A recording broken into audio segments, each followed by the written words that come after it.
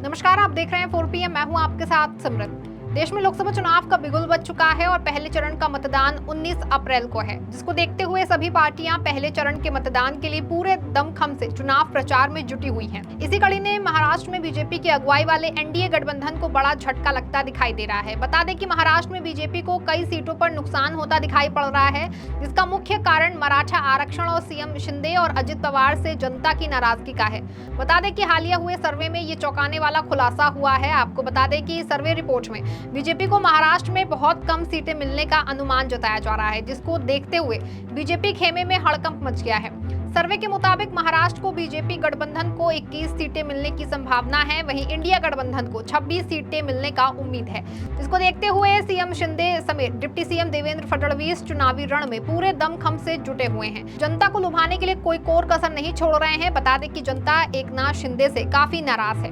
वहीं बीजेपी के स्टार प्रचारकों में से सीएम शिंदे और अजित पवार का नाम कटने से भी दोनों नेताओं में बहुत परेशानी देखी जा रही है।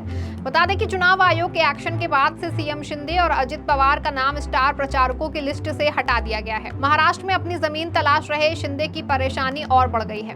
आपको बता दें कि हाल ही में हुए सी वोटर सर्वे में इंडिया गठबंधन को महाराष्ट्र में 20 सीटें दी गई हैं और गठबंधन का वोट शेयर 42% रहने की बात कही गई है। वहीं एनडीए गठबंधन को 43% वोट शेयर के साथ 28 सीटें मिलने का अनुमान जताया जा रहा है। इसके बाद एक और सर्वे सामने आया है, जिसमें सर्वे के अनुसार महाराष्ट्र में इंडिया गठबंधन को 41 और एनडीए को महज 7 सीटें मिल सकती हैं, जिसको देखते हुए महाराष्ट्र में बीजेपी की मुश्किलें और बढ़ गई हैं और सभी नेता परेशान दिखाई दे रहे हैं। पीएम मोदी से पूरे महाराष्ट्र की जनता परेशान है, जिसके चलते पीएम मोदी की लोकप्रियता कम हुई है। वहीं जनता का कहना है कि बीजेपी ने जो भी वादे किए, उन वादों में से किसी भी वादे को पूरा नहीं किया गया है।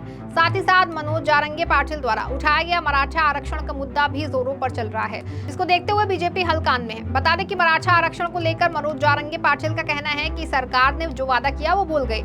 औसत मराठाओं को मात्र 10% आरक्षण दिया गया, जिससे कुछ भी होने वाला नहीं है। आपको बता दें कि 2019 के सर्वे में एनडीए गठबंधन को 40.5% वोट शेयर के साथ 22 सीटें और इंडिया गठबंधन को 44.5% वोट शेयर के साथ 26 सीटें मिलने की बात कही गई है।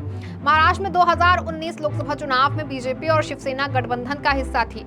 उस समय शिवसेना और एनडीए दो धड़ों में नहीं बटी हुई थी। बीजेपी शिवसेना के एनडीए गठबंधन को 41 सीटें मिली थी। इनमें से 23 सीटें बीजेपी और 18 सीटें शिवसेना के खाते में गई थी। एनसीपी को 4 और कांग्रेस को 1 सीट मिली थी, जिसके बाद महाराष्ट्र की सियासत में विद्रोह शुरू हो गया था। इसके बाद से शिवसेना और एनसीपी के 2 फाड़ हो गए और वर्तमान समय में एक फाड़ बीजेपी के साथ और दूसरा फाड़ इंडिया गठबंधन के साथ है। बता दें कि मराठा समुदाय के लिए आरक्षण पहले 2014 फिर 2018 में किया गया, लेकिन वो अदालत में नहीं टिक पाया। वहीं एकनाथ शिंदे सरकार की मराठा समुदाय को 10% आरक्षण देने की कोशिश से जारंगे पाटिल खुश नहीं है, क्योंकि उन्हें लगता है कि 50% की सीमा का हवाला देते हुए अदालत फिर उसे खारिज कर देगी। उनकी मांग है कि मराठा समुदाय को ओबीसी आरक्षण में शामिल किया जाए, जिससे कि ओबीसी खुश नहीं है। मराठा आरक्षण का चुनाव पर असर पर जारंगे पाटिल ने कहा कि महाविकास अघाड़ी और महायुति दोनों गुटों ने हमें धोखा दिया है। बता दें कि पाटिल के मुताबिक हमने किसी को खड़ा नहीं किया है। मराठा समाज किसको मतदान करेगा, इसका टेंशन महाविकास अघाड़ी और महायुति दोनों में गुटों में है। जो उम्मीदवार मराठा आरक्षण के पक्ष में नहीं है, वो उम्मीदवार 100% गिरेगा। अब मराठा वोट नहीं बचेंगे और सभी मराठा मत एक जगह पर ही रहेगा, जिसको लेकर भी बीजेपी में चिंता दिखाई दे रही है। वहीं जारंगे पाटिल समर्थक ने भाजपा के खिलाफ नाराजगी जताई और कहा कि चुनाव के ठीक पहले इशारा किया जाएगा कि मराठा समाज किस उम्मीद के पक्ष में वोट करे। हालांकि हमें बीजेपी समर्थक मराठा समुदाय के एक व्यक्ति ने कहा कि ये कोई जरूरी नहीं है कि जारंगे पाटिल जिस उम्मीदवार के पक्ष में इशारा दें तो समुदाय उसके पक्ष में ही वोट करेगा। वहीं मराठा समुदाय को लगता है कि बीजेपी ने उन्हें एक अस्थायी हल दिया है, लेकिन ऐसा हल जो सुप्रीम कोर्ट का कानूनी टेस्ट पास नहीं कर पाएगा। इससे मराठा समुदाय खुश नहीं है और मराठा समुदाय के कई लोगों को ओबीसी कुनबी जाति का सर्टिफिकेट देने से ओबीसी खुश नहीं है। उन्हें लगता है कि इससे संघर्ष बढ़ेगा और बीजेपी के लिए डबल वैमी का दोहरा झटका है। बता दें, चाहे गांव हो या शहर और बैलेट पेपर का कोई भी हो, बीजेपी प्रधानमंत्री के कार्यकाल में विकास के नाम पर वोट नहीं मांग रही है, जिसको लेकर के भाजपा कार्यकर्ताओं ने विश्वास जताया है कि प्रधानमंत्री मोदी का नाम सभी राजनीतिक चुनौतियों पर भारी पड़ेगा। विदर्भ इलाके के अमरावती से भाजपा उम्मीदवार नवनीत राणा ने प्रधानमंत्री मोदी के कार्यकाल में रोजगार, मूलभूत सुविधाओं, स्वास्थ्य सुविधाओं पर सरकारी कामों की लंबी फहरिस्त गिनाई। वो कहती हैं कि 75 साल के गड्ढे को भरने के लिए समय तो जरूर देना पड़ेगा। वहीं बीजेपी सभी राजनीतिक चुनौतियों से निपटने के लिए प्रधानमंत्री मोदी पर निर्भर होगी और ये देखना दिलचस्प होगा कि प्रधानमंत्री मोदी महाराष्ट्र में कितनी रैलियां करते हैं और अपनी रैलियों के माध्यम से प्रधानमंत्री और कितना झूठ बोलकर लोगों के दिल में जगह बनाने में कारगर साबित होते हैं। वही जनता समझ चुकी है कि चुनाव आते ही सभी नेता जनता के दुखों को खत्म करने के लिए पहुंच जाते हैं और तुरंत सभी दुखों को खत्म करने का आश्वासन देने लगते हैं। वही चुनाव जीतने के बाद कोई भी नेता और कार्यकर्ता अपने जो पूरे कार्यकाल में जनता का दुख दर्द सुनने के लिए आता ही नहीं है। इसको देखते हुए एक बार लोकसभा चुनाव बहुत दिलचस्प होने वाला है। महाराष्ट्र की सियासत में उस समय में ट्विस्ट आया है जब पहले चरण के मतदान में महज 5 दिन का समय बचा है। इसको देखते हुए विपक्ष में खुशी की लहर है, वहीं बीजेपी गठबंधन में चिंता की लकीरें खिंच गई हैं। वहीं इस लोकसभा चुनाव में क्या होने वाला है ये आने वाला समय ही तय करेगा। मराठा आरक्षण समेत तमाम मुद्दे इस समय जनता के मन में घर बनाए हुए हैं। इसको देखते हुए बीजेपी कौन सी रणनीति अपनाती है ये तो आने वाला वक्त ही तय कर पाएगा।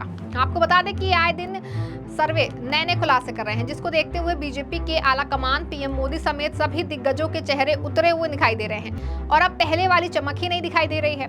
बीजेपी पूरी तरह से डरी हुई है और जनता को साधने के लिए तमाम कोशिश भी कर रही है। वहीं जनता भी बीजेपी सरकार के पिछले 10 साल के कार्यकाल को देख चुकी है और जनता को भी सब पता है कि बीजेपी ने पिछले चुनावों में जो वादे किए उन वादों पर बीजेपी कितनी खरी उतरी है और किन वादों पर फेल हुई है।